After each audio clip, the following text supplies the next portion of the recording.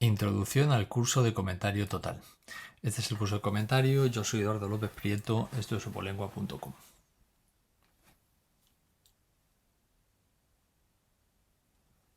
Bien, pues en este vídeo que pretendemos breve y conciso y claro, porque aquí de lo que se trata es de ahorrar el máximo tiempo posible para poderse preparar a tope, pues tenemos que empezar subrayando la importancia suprema que tiene esta prueba. Esto es fundamental que lo conozcamos desde el principio. En ocasiones esta prueba llega a tener el 85% de suspensos, es decir, solo lo superan el 15% de las personas que se presentan. Por otro lado, en algunas comunidades llega a ser el 70% del valor de la nota de la primera parte. Por ejemplo, en Madrid, el 30% del tema y el 70% en las últimas convocatorias, desde hace bastante tiempo, está siendo la prueba de comentario. Bueno, esto también tiene una consecuencia fundamental, y es que hay un 25% de personas sin antigüedad que alcanzan la plaza a la primera. ¿Por qué? Porque están entre el 15% de personas que la prueban. Y como la prueban muy pocas personas, e incluso hay comunidades donde se están quedando plazas desiertas, y quien hace la criba fundamental de las oposiciones es el comentario de texto. Por tanto, tenemos que darle la mayor importancia a este ejercicio. En muchas ocasiones se trata del reto a mejorar y, por otro lado, también, y hay que verlo siempre desde el punto de vista positivo, es nuestra gran oportunidad. Es decir, es una prueba que si nosotros preparamos vamos a mejorar, vamos a superarla, mientras que el 85% de las personas la pueden llegar a suspender. Con lo cual, imaginemos un tribunal que tenga 100, 120 personas, donde se pueden eliminar 85, 90, 100, 75 personas, es decir, muchísimas personas. Y nos vamos a quedar ya con muy pocas otras personas para pelear por la siguiente parte de la oposición. Por tanto, es una gran oportunidad que nosotros tenemos que aprovechar. Y así es como nos la planteamos en el curso. Es decir, diseñar un curso para que superes con la mayor nota posible esta parte decisiva, como estamos viendo, de las oposiciones. Bueno. ¿Y por qué es tan difícil esta prueba? Bueno, aquí de lo que se trata en realidad es de explicar el contenido y la forma de un texto. Aquí vemos, por ejemplo, en la imagen la portada del Quijote original, y lo primero que nosotros tenemos que ver, si apareciera un texto del Quijote o el que salga, es qué dice ese texto. Es decir, tenemos que comprender el contenido del texto. Esto es muy importante. Si no comprendemos el contenido, pues no vamos a poder, lógicamente, realizar el comentario. Porque un comentario siempre vamos a tratar de relacionar esa unión que existe entre lo que se dice y la manera en que se dice. Es decir, los mecanismos lingüísticos que tiene el texto que ha utilizado el emisor del texto para cifrar su mensaje y transmitirlo, que tienen una unidad con la intencionalidad del sentido, con lo que dice el texto. Entonces, tenemos que fijarnos en quién lo dice, tenemos que fijarnos a quién se dirige, a quién le está dirigiendo ese texto. Tenemos que fijarnos, como estamos diciendo, en cómo lo dice, cuál es la forma que el texto adopta, para qué lo dice, o sea, cuál es la finalidad que tiene el emisor y por qué, en última instancia, hay una pregunta fundamental que es ¿por qué dice el texto eso así? Y eso supone una dificultad máxima porque vamos a tener que poner en liza diferentes habilidades que tenemos, ¿de acuerdo? Aquí tenemos, por ejemplo, también un fragmento del Lazarillo, un fragmento de la Celestina, y ante textos de este tipo y ante cualquiera que aparezca, tenemos que poner en liza nuestra comprensión y expresión textual. Para comprender, por ejemplo, bien, pues un fragmento del Lazarillo es fundamental conocer la historia de España. Tenemos que situar el texto en una época determinada y conocer su historia, porque va a ser la manera de comprender qué es lo que ocurre, qué es lo que se nos está diciendo. Pues por ejemplo, el Lazarillo de Tormes hay que relacionarlo con la época del imperio, hay que relacionarlo, lo dice la crítica, con el aumento de la mendicidad en las ciudades por el éxodo que se produjo del campo a la ciudad y la llegada de personas que no obtenían trabajo y que mendigaban. Hay que tener en cuenta la filosofía, la historia de la filosofía, la historia de las ideas. En este caso, pues conocemos, o siempre se ha señalado, que pudiera haber tendencias erasmistas en el autor del Lazarillo. También se ha hablado de los elementos existencialistas, por ejemplo, en la Celestina. Tenemos que conocer la historia de la literatura, lógicamente. Tenemos que conocer la gramática para poder comentar esos mecanismos lingüísticos a los que me he referido antes. Tenemos que conocer también la filología, porque, por ejemplo, en la Celestina puede aparecer un texto de Lazarillo, puede aparecer un texto aún más antiguo, de la Edad Media, pues el Cid, el Mestre de Clerecía, y va a ser en ocasiones una de las preguntas que situemos cuál es el texto en relación con la historia del español. Por tanto, tenemos que tener conocimientos también de filología. Tenemos que dominar la teoría de los géneros, porque los géneros se desarrollan históricamente y nosotros vamos a tener que adscribir el texto a un género determinado.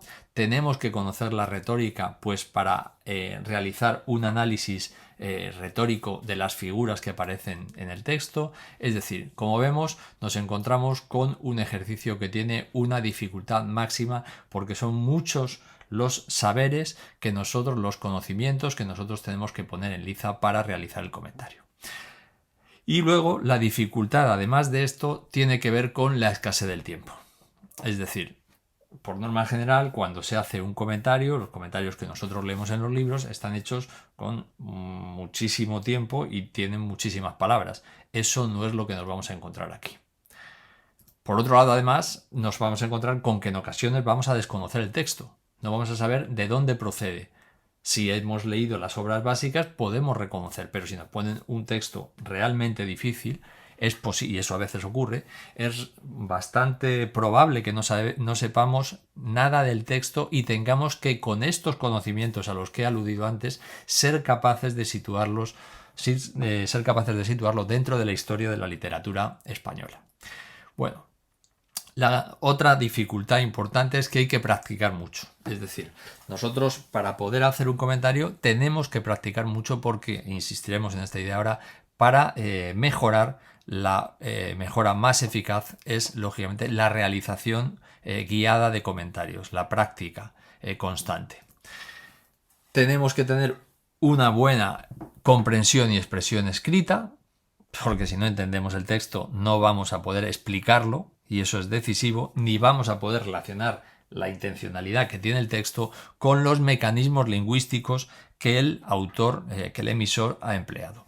Y en realidad esto es en lo que consiste el comentario. Nosotros tenemos que explicar, como hemos dicho antes, por qué el texto es así y no de otra manera. Es decir, por qué muestra esas ideas y por qué muestra esos recursos lingüísticos y cómo se relacionan la exposición de esas ideas con los recursos lingüísticos empleados. Por tanto, y luego hay que expresarse en un español correcto de tal manera que el tribunal entienda bien las ideas que nosotros hemos desarrollado y por tanto pueda darnos una buena calificación. Por si no entiende lo que nosotros decimos o tenemos faltas de ortografía, pues vamos a tener bastantes problemas. Y luego hay una idea que es muy importante y es que es imposible hacerlo bien. Es imposible hacerlo bien. ¿Por qué? Pues porque, como decíamos antes, hay muy poco tiempo. Tenemos una serie de condicionantes que va a hacer que el ejercicio sea, y el tiempo es el fundamental, que sea imposible hacerlo bien. Esto es una idea básica, porque la gente que es muy perfeccionista y no tiene esto en cuenta, lo que ocurre es que naufraga en la prueba porque no le da tiempo a acabarla. Cuando llega el momento de entregar el ejercicio, han realizado el inicio del ejercicio muy bien, muy brillantemente, pero el ejercicio se les ha escapado. Y eso es lo que no puede ocurrir en esta prueba.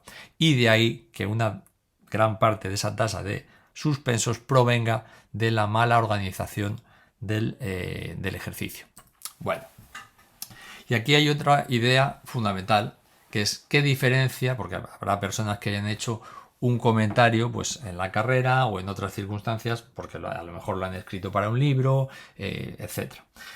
Bien, ¿cuál es la diferencia? De hecho, aquí no me resisto a contar una anécdota. Yo preparé a un profesor de la Universidad de Murcia hace ya años, me parece que fue en el año 2014 o 16, ahora no recuerdo. Bueno, el caso es que esta persona, cuando me mandó el currículo, yo me quedé asombrado, tenía un currículo fantástico, era un profesor asociado y quería sacarse la plaza de funcionario. Entonces yo le contesté y dije, mira, yo con todo lo que tú sabes, todos los comentarios que has escrito, que están publicados, que no sé qué, digo, yo es que no... Y entonces me dijo él, no, yo es que lo que yo no sé es cuál es la técnica del comentario para hacerlo en la oposición, porque me he presentado varias veces y he suspendido. Entonces, bueno, pues yo le enseñé a hacer eso, bueno, le enseñé, sí, le expliqué la técnica de cómo tenía que hacerlo y sacó la plaza. Es decir, que una cosa es el comentario y otra cosa es el comentario en las oposiciones. Y la fundamental es el tiempo. Nosotros hacemos el ejercicio en un tiempo vertiginoso, que es a lo que no estaba acostumbrada esta persona. Tampoco estaba acostumbrada a hacer un comentario sin utilizar fuentes de consulta. Eso genera una inseguridad, una ansiedad, según estamos escribiendo, que va a hacer que hagamos el ejercicio bajo una gran tensión. Esto se trata en última instancia de una competición entre personas, que estamos en el mismo momento, en el mismo lugar, realizando el mismo ejercicio y en unas condiciones muy competitivas. Eso genera una enorme tensión porque tenemos que tomar decisiones de una manera muy rápida. ¿De acuerdo? Hablo más de esto, me extiendo más en hablar de una alegoría, desarrollo más el tema. ¿Qué ocurre si dejo? Es decir, son una serie de cuestiones que si no las tenemos preparadas, lo que ocurre es que en esa competición podemos fracasar. Y eso es lo que hay que evitar. ¿De acuerdo? Entonces, viendo todas estas características, ¿qué es lo que nosotros nos proponemos en el curso? Pues fundamental, hay una conclusión. Practicar una y otra vez. Ese es el objetivo. Practicar una y otra vez. La conclusión de cómo se prepara esta difícil prueba y cómo se saca adelante es practicando. Y el curso es un circuito, como nosotros estamos viendo en esta imagen. Es decir, nosotros vamos a situar una serie de pruebas que van a prepararte cuando hayas concluido el curso para afrontar con éxito el ejercicio. Es decir, nuestro objetivo es aprobar desde luego, y obtener la mayor nota posible. Y eso lo conseguimos practicando una y otra vez. Ese es el objetivo. Hay muchas maneras de practicar. Nosotros planteamos una y otras personas se plantearán otra. Yo voy a explicar lógicamente la que nosotros vamos a desarrollar en el curso. ¿Se aprende viendo conducir a otros? Desde luego que sí. Es decir, si nosotros vemos comentarios que han realizado otras personas, claro que aprendemos. Mejor que no hacer nada es ver, para conducir, es mejor ver conducir a otros. Nosotros podemos aprender algo de conducción si vemos una carrera de Fórmula 1, efectivamente. Podemos aprender viendo conducir a otros. Podemos aprender de comentario leyendo comentarios, sin lugar a duda. Y nosotros podemos aprender a conducir viendo cómo otros conducen. Sí. Si nosotros, por ejemplo, vemos a una persona que desarrolla un comentario delante de nosotros, claro que podemos aprender, lógicamente. Ahora, ese aprendizaje viendo conducir a otros no nos vale que sea en condiciones diferentes a la que nosotros tenemos que afrontar, que es una carrera de Fórmula 1. Es decir, no nos sirve el conductor de un autobús, no nos sirve la circulación rodada, lenta, pudiendo consultar todo, el navegador, el no sé qué, no, eso a nosotros no nos vale. No nos vale desde luego una persona que lo que hace es extenderse, ir despacio, consultar fuentes, hacer un comentario, podríamos decir, clásico, eso tampoco nos sirve. A nosotros nos sirve la Fórmula 1, a nosotros nos sirve la vertiginosidad, nos sirve la rapidez y nos sirve la ausencia de fuentes de consulta. Eso es un comentario de oposición. Y aquí la pregunta es, ¿cómo se aprende más? Pues se aprende viendo a otros, desde luego, se aprende viendo a otros contestar, haciendo un ejercicio igual que el de las oposiciones, pero como más se aprende es conduciendo nosotros el coche. Y eso es lo que quiere ser este curso. un circuito donde todavía no hay rivales, que los vas a tener el día que te presentes al ejercicio, pero sí vas a tener un circuito y una monitorización por nuestra parte que te haga sentirte como en el momento que tú vas a afrontar la prueba suprema, que es el comentario de texto. Ese es el objetivo que tiene este curso. Bueno, ¿cuáles son los elementos fundamentales que tiene? Vamos a entrar ya un poquito en lo que buscamos, ¿no? Que tiene un comentario. Bueno, pues tenemos que leer el enunciado y comprenderlo. Esto es muy importante porque hay veces que es una pregunta general. Ahora iremos entrando en las preguntas que pueden aparecer. Una pregunta general, una pregunta concreta. Tenemos que leer el enunciado y comprenderlo porque tenemos que ir al grano. Es decir, tenemos muy poco tiempo. No nos podemos ir por las ramas. Entonces es muy importante comprender el enunciado y enfocar nuestros esfuerzos en contestar la pregunta que se nos ha hecho. El manejo del tiempo es fundamental. Es decir, como yo digo siempre, un opositor que no tiene un cronómetro no es un opositor. O sea, será otra cosa, pero no es un opositor que se está preparando seriamente las oposiciones. Tenemos que dominar la técnica del comentario. Esto es muy importante. Hemos dicho que nuestro curso es un circuito y tienes un montón de circuitos diferentes, de tipos de comentarios diferentes para que ejercites la técnica. Pero llega un momento en que la vas a dominar y a lo mejor no va a hacer falta, tiene ejercicios de sobra nuestro curso, pero puede que llegue un momento en que no necesites hacer todos. ¿Por qué? Porque la técnica ya la has dominado. Y cuando ya la técnica se domina, lo que importa para hacer un buen ejercicio de oposición es el dominio del temario. El dominio del temario. Es decir, es imposible hacer un buen comentario sobre el CID si no sabemos el tema del CID. Es imposible hacer un buen comentario de un texto de Garcilaso sin sabernos el tema de Garcilaso. Porque no vamos a poder situar el texto dentro de su contexto, que es una de las cosas que hay que hacer. No vamos a conocer la historia de España, no vamos a conocer las ideas filosóficas fundamentales de la época y no vamos a comprender por qué esa literatura fue así en ese momento determinado. Eso está en el temario, ¿de acuerdo? Entonces es técnica, temario, manejo del tiempo y eso es a lo que hay que acudir. ¿Qué errores debemos evitar en la preparación de esta prueba? Y que son muy comunes. Uno, no comentar. Es decir, leer comentarios de otras personas. Leyendo comentarios de otras personas no vamos a aprender a hacer la prueba que nosotros tenemos que desarrollar, que es nuestro propio comentario. Otro error, comentar en grupo. Esto va a depender ya de nuestra personalidad, de la gente que esté en nuestro grupo. Es decir, yo no lo aconsejo mucho porque si una persona es más tímida va a preguntar menos. Si en nuestro grupo tenemos una persona que pregunta muchas cosas que no vienen a cuento, vamos a tener que soportar eso. Y sobre todo porque el comentario lo tenemos que hacernos nosotros, cada uno de nosotros, no un grupo. ¿De acuerdo? Vale. Es decir, cuando nosotros nos vamos a enfrentar a la prueba, no vamos a tener un grupo. Vamos a estar solos. Solos. Y como decía Julio César, y yo digo siempre, repito su frase famosa y acertada, un ejército combate igual que entrena. Otro error, no recibir correcciones. Las correcciones son fundamentales, porque, como decía mi amigo Guillermo Alonso del Real, un autodidacta es un ignorante que está enseñando a otro ignorante. Entonces, nosotros necesitamos una guía para mejorar una destreza. Igual que si queremos mejorar el esquí, lógicamente, pues podemos coger, irnos a una montaña y tirarnos 1.000.000 de veces y habremos mejorado. Pero no cabe la menor duda de que si lo que queremos es estar preparados para una prueba que tiene una fecha concreta y un tiempo concreto que tenemos para prepararnos, que tenemos que hacer más cosas en la vida, cuantas más correcciones recibamos que sean lógicamente buenas, pues más vamos a avanzar. Otro error común es prepararse a través de libros de comentario, que está muy bien. O sea, que yo he leído libros de comentario, conocemos los libros de comentario, pero los libros de comentario no preparan la prueba de la oposición. O sea, la prueba de oposición se aprende practicando. Y otro es leer comentarios.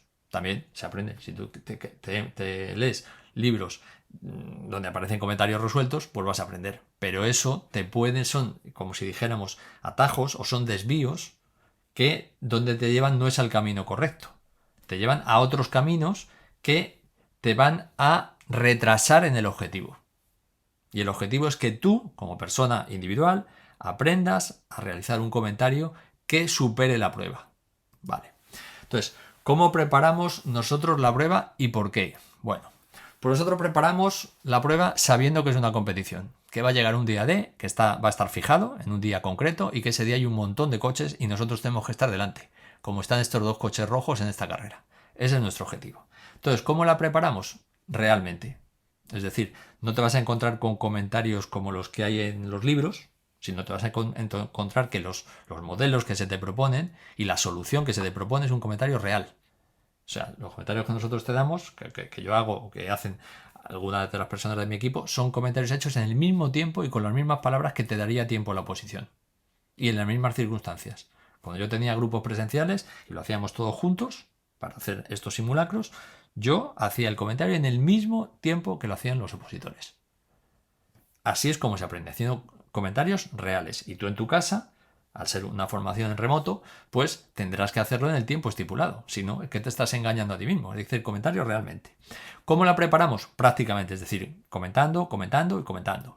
También teóricamente. ¿Por qué? Porque vas a ver vídeos donde se te explica cómo tienes que realizar esa técnica de comentario y porque tenemos el temario, lógicamente.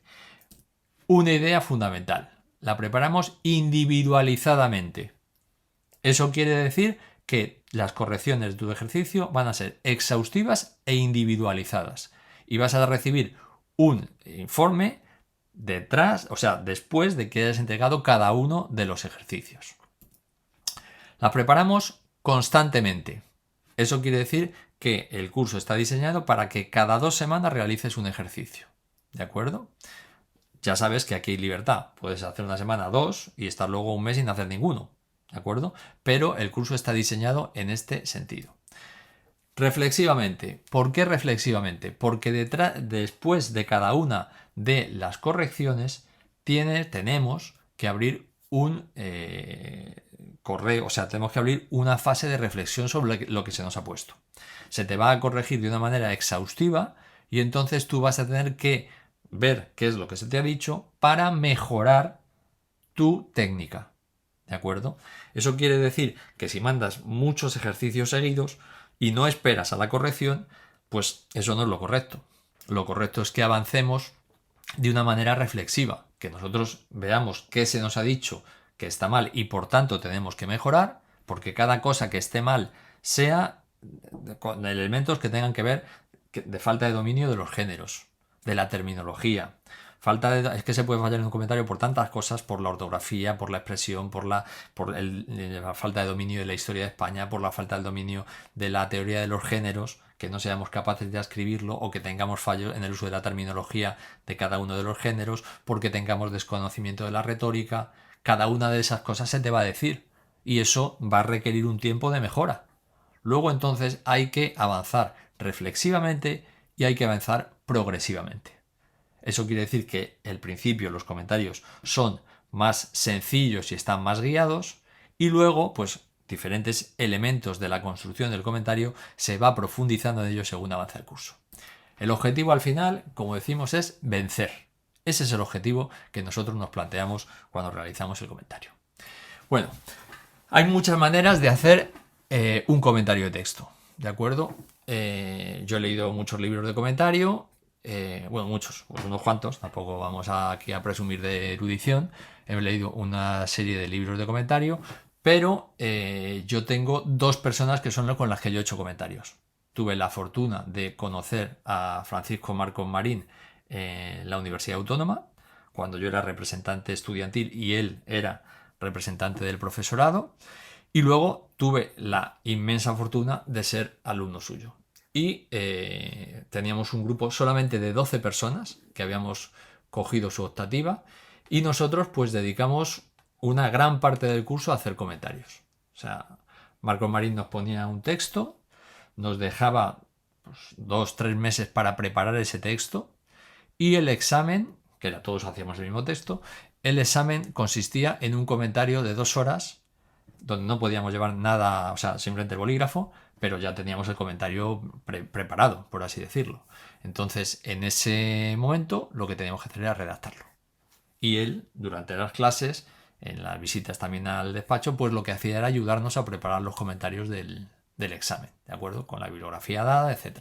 Ahí fue la única ocasión que yo en la universidad dediqué tiempo realmente a hacer un comentario de texto y aprendí muchísimas cosas con él. Y luego tengo que citar también a Jesús Felipe Martínez Sánchez, que fue maestro mío ya en el colegio, catedrático luego de instituto, y que durante todo el tiempo que yo estuve preparando la oposición, pues tuvo la generosidad de ayudarme. Yo iba a su casa, hacía los comentarios, él pues me corregía, por un poco lo que yo hago ahora con los opositores. Yo hacía un comentario, se lo iba leyendo, él me paraba y párrafo a párrafo me iba diciendo lo que estaba bien, lo que estaba mal y cómo tenía que mejorar.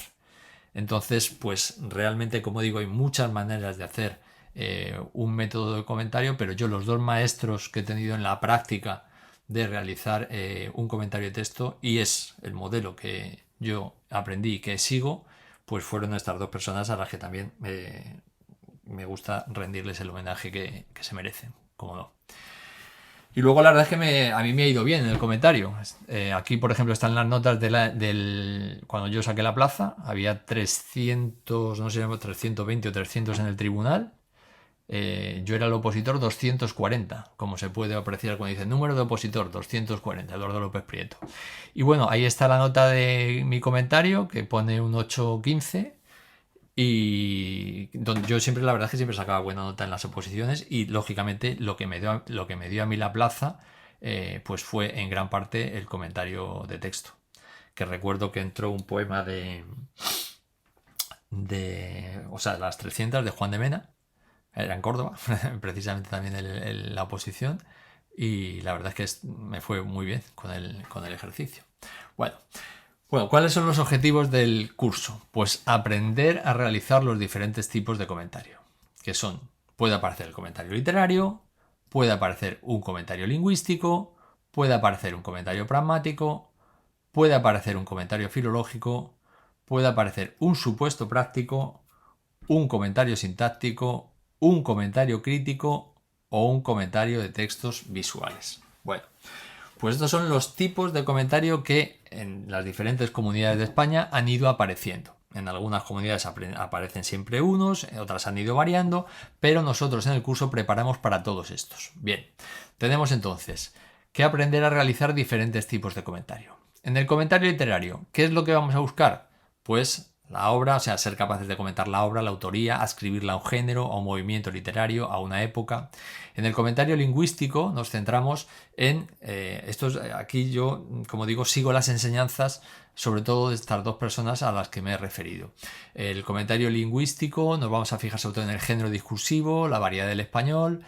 En el comentario pragmático vamos a tener que determinar las propiedades textuales que muestra el fragmento que nos pongan, la intención comunicativa, todo lo que tenga que ver con la pragmática en ese texto.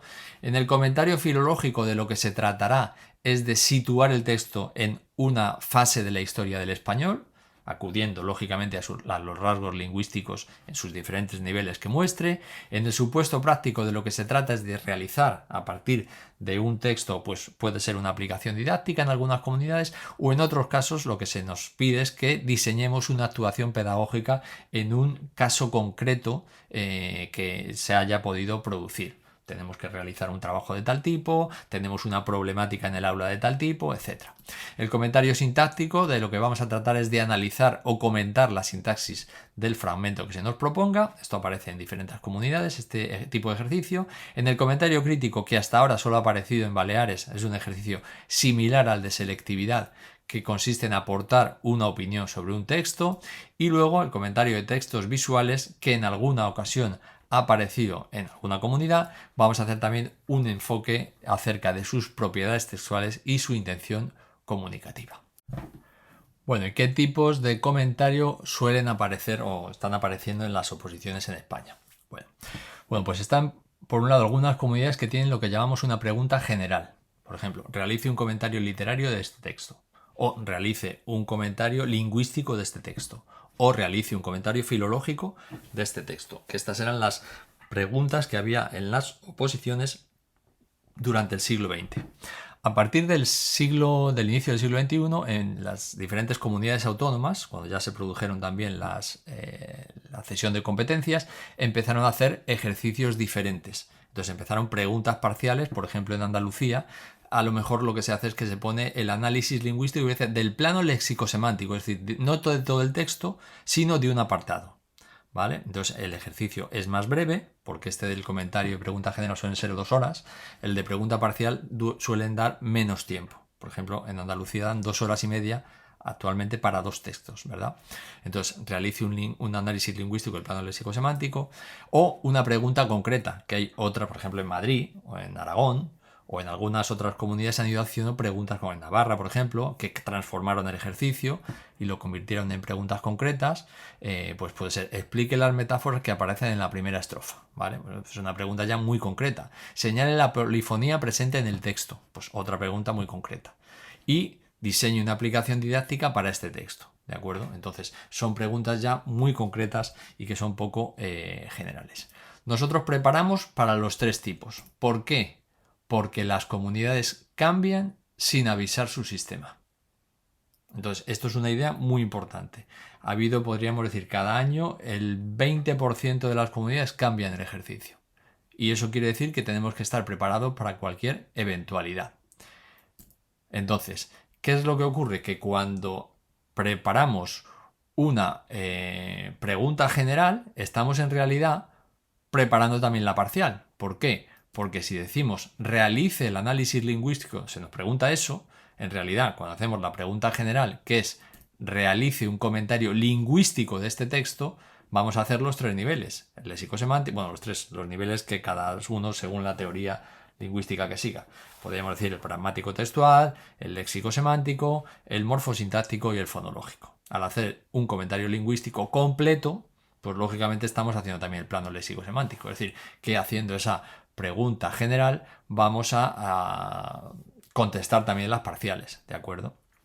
Y en lo que se refiere a las concretas, hay tantísimas que siempre nos dejaríamos preguntas posibles, porque pueden preguntar por las metáforas y sus tipos, como a veces ha ocurrido, o por las sinétoques y sus tipos, es decir, hay tantísimas preguntas concretas que pueden aparecer que realizar un catálogo, un inventario de esas preguntas, pues a lo mejor podrían ser miles de preguntas. Entonces, nosotros lo que hacemos es mezclar la preparación de ejercicios más generales con otros que son más concretos.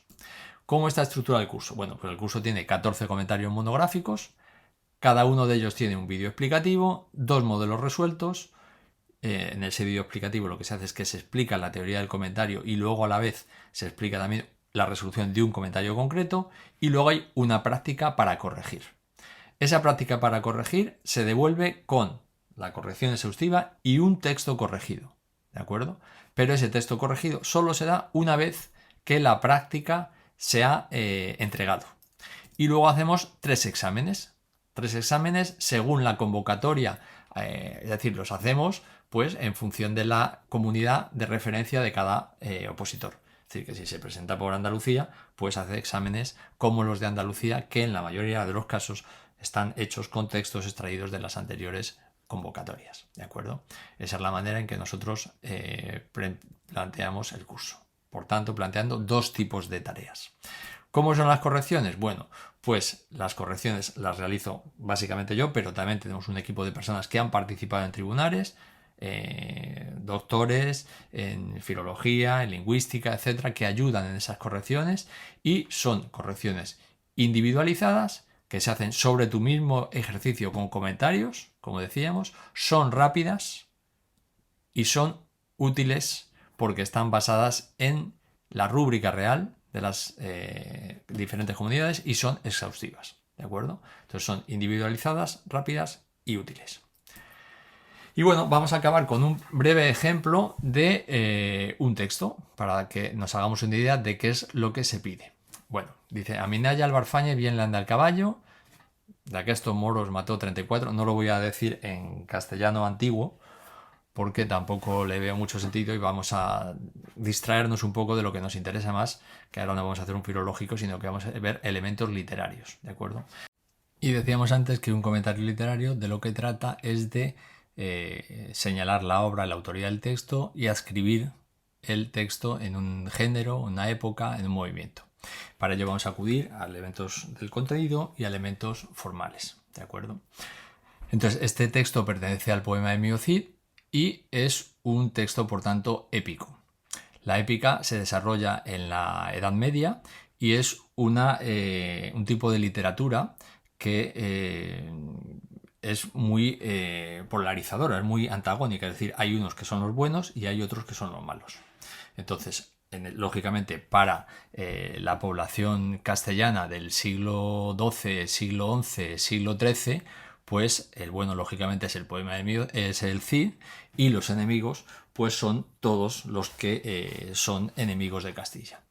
Y básicamente la mayor parte de los combates que se desarrollan durante la obra son combates contra los musulmanes, ¿de acuerdo? Contra los árabes.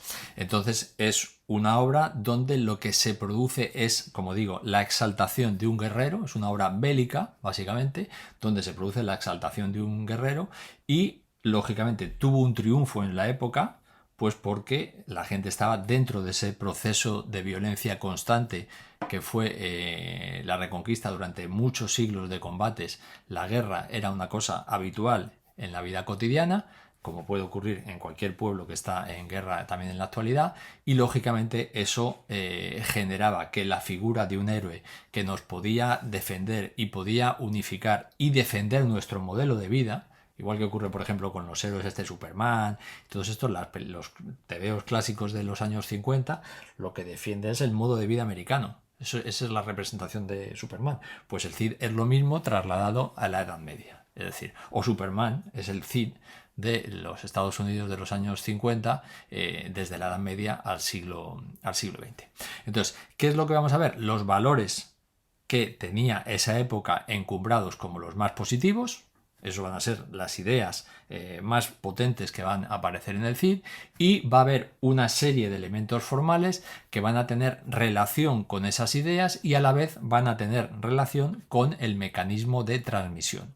El mecanismo de transmisión son los juglares que iban por los distintos pueblos y aldeas cantando e imitando las voces de las personas que aparecían como personajes dentro del cantar.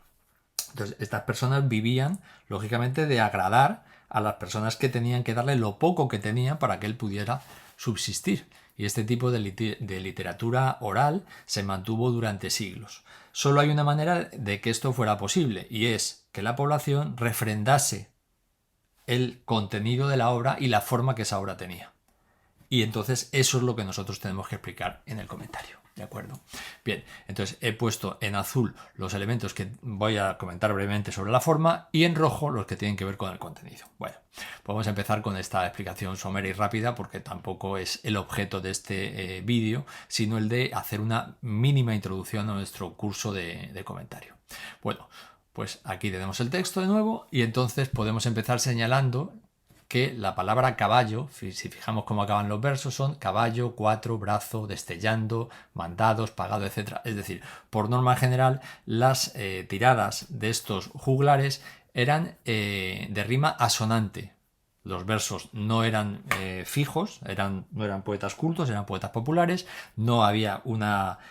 o sea, los versos no eran isométricos, no tenían el mismo número de sílabas, pero sí lo que ocurría es que tenían una misma terminación, aunque había algunos irregulares. Podemos ver como el verso séptimo, vencida, sin embargo, es irregular. Pero lo normal es que sea regular, de ahí que sea marcado caballo para luego comentar en el comentario que se trata de una tirada, un rasgo típico de la épica. Bueno, también aparece el epíteto épico, Minaya, que es el sobrenombre que tienen estos personajes. Esto es típico también de los juglares. Sale explicado en nuestro tema por qué el epíteto épico es típico de la literatura épica medieval, por eso se llama así, epíteto épico. Luego podemos ver como elemento de contenido el tema que hemos dicho de la guerra. Mató 34 moros, o sea, no fueron 2 ni 3, 34. ¿Por qué son tantos? Pues justamente porque lo que le va a agradar al público receptor de la obra es el hecho de admirar a un guerrero que está defendiendo su forma de vida. ¿Y cómo se defiende esa forma de vida en la Edad Media? Pues desde luego no en la ONU, sino que se defiende espada en mano, como vemos aquí, con el codo Ayuso la sangre destellando, es decir, todo el brazo lleno de sangre. Esto hoy, lógicamente, no es políticamente correcto, no es aceptado, pero estamos hablando de explicar una literatura medieval, no de una literatura actual que lógicamente sería totalmente diferente. Entonces aquí aparece el tema bélico que decimos de la Reconquista. Aparece el diálogo. Minaya habla en primera persona. Agora so pagado. ¿Por qué? Pues porque el juglar mostraba así sus dotes de interpretación y a la gente le gustaba más que si todo el rato era un narrador en tercera persona sin introducir diálogos, igual que ocurre con las novelas actuales. Dice que a Castilla irán buenos mandados. Bueno, va a ir del botín, le va a dar algo al rey de Castilla. Por tanto, vemos la relación de vasallaje, que es también uno de los elementos centrales del poema de Emilio Cid, porque es la relación que se entiende estable, sólida y deseable en la Edad Media. No es la relación salarial, sino la relación de vasallaje, ¿de acuerdo? Entonces, aparece otra vez como digo, el tema del vasallaje, y aparece otra vez el tema bélico. Fijemos, tantos moros yacen muertos que pocos vivos ha dejado, que en Alcázar en persecución, sin duda les fueron tanto. Aquí una mínima explicación que tiene que ver con los conocimientos históricos. Cuando había una batalla en la Edad Media, había muchos más muertos en las persecuciones que en la propia batalla. Es decir, cuando el ejército caía en desbandada, lo normal era ir detrás de los que iban por la espalda. Imaginemos los peones que iban caminando con su escudo o con lo que fuera, y llegaban los caballeros y mataban, claro, ahí pueden matar 34 y 40. Entonces, como digo, muchos de los muertos se producían en esas persecuciones cuando se producía la desbandada, ¿de acuerdo? Vale, dice, ya es tornan del que en bueno era nasco. Bueno, pues ese bueno era nació o bueno era nasco es una fórmula también épica, que eso se repite mucho. Fórmulas son frases que se repiten mucho para que el juglar, que tenía que aprenderse la friolera de miles de versos, el poema me tiene más de 3000, pues a veces se le olvidaban cosas y tenía versos ya preparados de tal manera que se repetían mucho, de tal manera que cuando había algún tipo de olvido podía acudir a una serie de frases repetitivas, que es lo que se llama fórmulas épicas, ¿de acuerdo? Y está esta ola de que está más abajo, dice, Dios, cómo es bien barbado. Bueno, dice, ya se tornan, decía, al final de la batalla, los cristianos, o sea, los castellanos van detrás de los moros y los van rematando. Dice, ya se tornan del que en buen aranasco andaba Miocís sobre su buen caballo. El atributo, igual que el Capitán América va con su escudo, pues los atributos de un héroe medieval van a ser su caballo, su espada, que va a tener hasta nombre, el caballo babieca, las espadas también, tizona y colada, etc., ¿no? La cofia fruncida, la cofia, otro elemento que también es temático, porque hay que conocer los elementos de la armadura, ¿no? Entonces la cofia es como este gorro de malla que lleva a la gente debajo del casco. Dice, ¿cómo es bien barbado? Otra fórmula, como he dicho. Almófar acuesta, no, perdón, almófar es esa como esa especie de túnica, ¿no? de cota de malla que cubre la cabeza. Almófar a cuesta, la espada en la mano, vio a los suyos cómo van llegando, van volviendo de esa persecución que mata un montón, van llegando. Grado a Dios que está en lo alto. Vale, aquí como digo, estos elementos nos muestran un guerrero majestuoso en su caballo, con su armamento, con la espada, etc. Bueno, la glorificación del héroe épico, vaya. Luego, grado a Dios que está en alto, o una nueva fórmula, cuando tal batalla habemos arrancado. Es decir, Cid le agradece a Dios, desde el punto de vista cristiano, que es un Dios lógicamente medieval, que se preocupa de facilitar las victorias de los castellanos, de los cristianos, de igual manera que va a salir luego la leyenda de Santiago Matamoros, ¿no? Del patrón de España, que va a acudir a las batallas, según se decía en la Edad Media, en apoyo de los musulmanes que tenían pues el apoyo de Alá en la Guerra Santa. Hay algunos tratadistas que dicen o historiadores que dicen que la invención, entre comillas, del mito de Santiago se debió precisamente a eso, para que los cristianos tuvieran un tipo de respuesta similar a la Guerra Santa, y fue la creencia de que Santiago, y por tanto Dios, participaba activamente en los combates. Bueno, dice, esta albergada los de Miocid luego la han robado, de escudos se da, aquí hay que hablar del botín, de escudos y de armas y de otros saberes largos de los moriscos cuando son llegados. Es decir, la tropa va volviendo de esa persecución con los escudos, las armas que van recogiendo según han ido matando personas. Bueno, se traen 510 caballos, una barbaridad. Un caballo era, lógicamente, una pieza preciada en la época y por eso gran alegría hay entre esos cristianos. Más de 15 de los suyos, menos no hayan. Es decir, solo han muerto 15 cristianos.